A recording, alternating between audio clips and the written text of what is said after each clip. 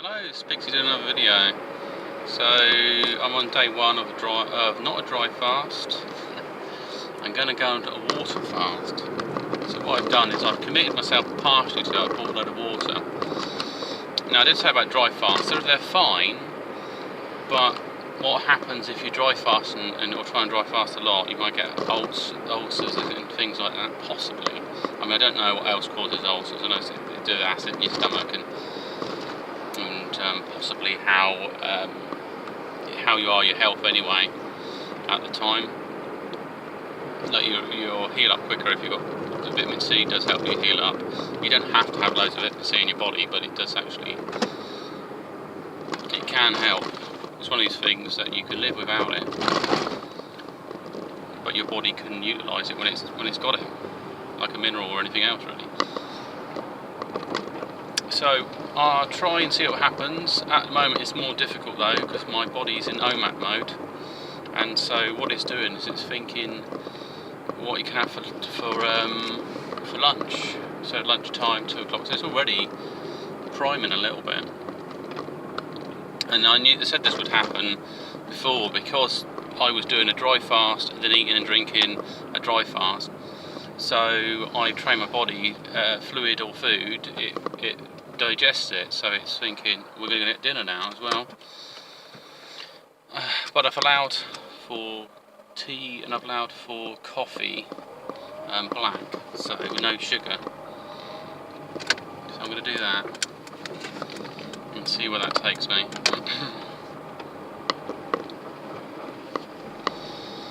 So yeah, I mean it's just a case of just bearing with it. I got some water.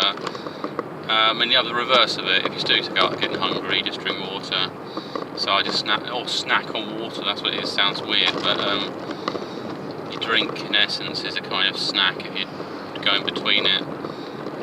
Animals may sort of, I mean, humans as an animal and animals in themselves would hang around places where there's food resources, and they would graze on them because there may be periods of time when they don't have anything, and so they're preparing themselves for that.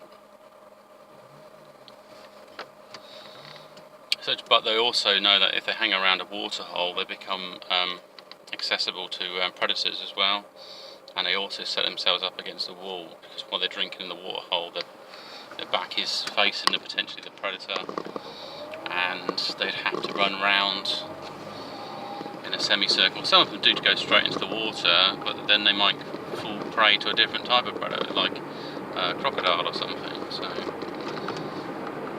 So as a human, if you've got plenty of access to food and drink, it probably is sort of natural at some level to graze on that, because you may have experienced periods where you haven't had access to food, but you also know it makes you put on weight. So if you're eating, the more meals you're having in a day, the more chance you're going to put on weight. Not unless you're in some sort of calorie deficit.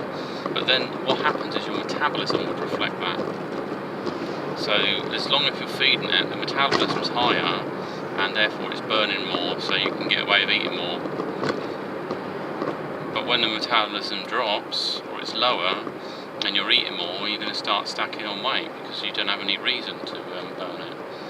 And it's what we call, it's literally burnout. You know, so some people, if they go to the gym, they're keeping the weight off, but then they become reliant on the gym because they don't have any other way to keep their calories under control, because they have a kind of certain rich diet and they eat a lot of different things. So yeah, any kind of brain fog. The other thing I was thinking about with like the brain fog and stuff like that, it may be that you're accessing a different neural network, and it's survival mode.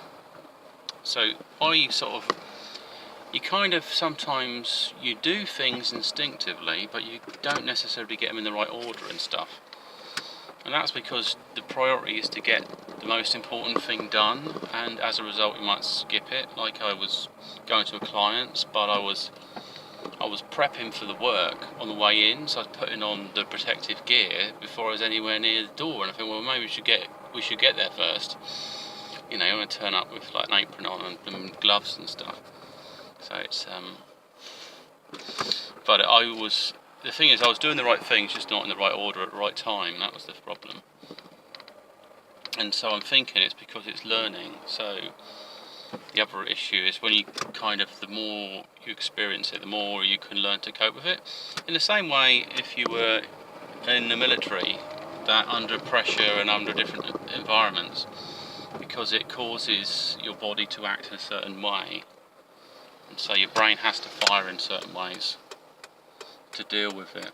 You know, how you cope with stress, it brings around certain behaviour patterns that were caused by stress hormones, and then also your body's ability to relax to reduce the stress hormones that come in.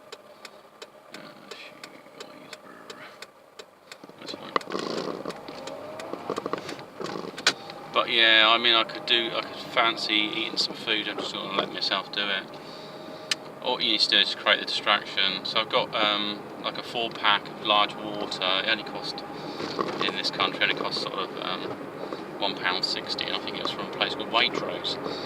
So it's their own water. The only problem is it could have a lot of chlorine in it and stuff I'm not really so keen on.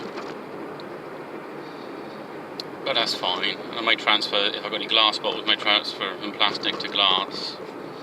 And then possibly put them in the sunlight. That breaks down minerals deposits, so you'll reduce it. Only thing is you've got to drink it fairly quickly, because as it breaks down, bacteria will certainly come in contact with it and try to utilise the water itself. But they don't like ultraviolet light so much, so they don't like the sunlight. And it being at a room temperature and also warmed by the sun, it'll probably give it a lot more energy as well. So that's pretty cool. So yeah, I mean, it's this journey of fasting. It's doing quite well. A lot of it's alien concepts to people that don't practice it, which I understand. But I think people are starting to come a bit more on board. You know, they're asking intelligent questions, not like saying that won't make you ill, or, you know, can you faint by doing that and stuff. And I said, yeah, you could do.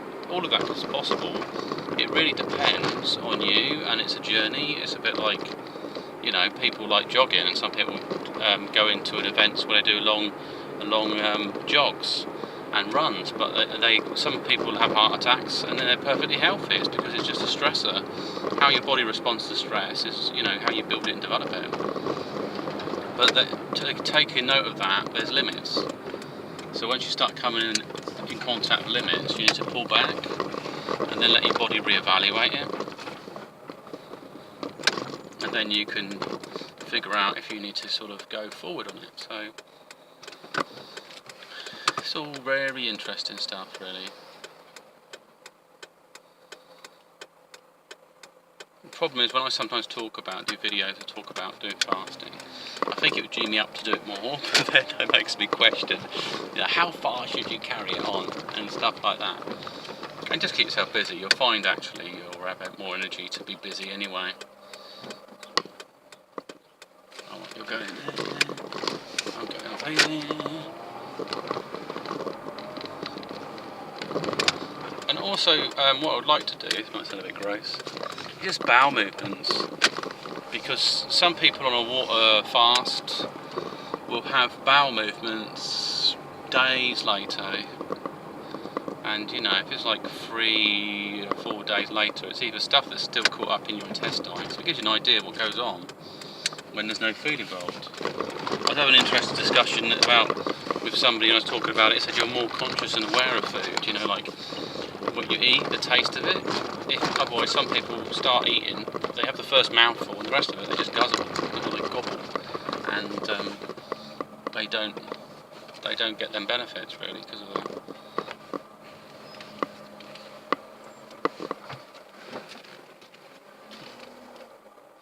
It's all interesting though, and it also makes you a bit more spiritual, connecting with people, different people. It's quite good. So I'm doing my bit for the universe, and everything happens for a reason. I think, I believe that. But sometimes I don't know if we set out the courses. Certainly things I realise that have happened already to me, but I think it's you've got to mix the rough with the smooth, as they say. Anyways, pick your sign off and speak to you soon.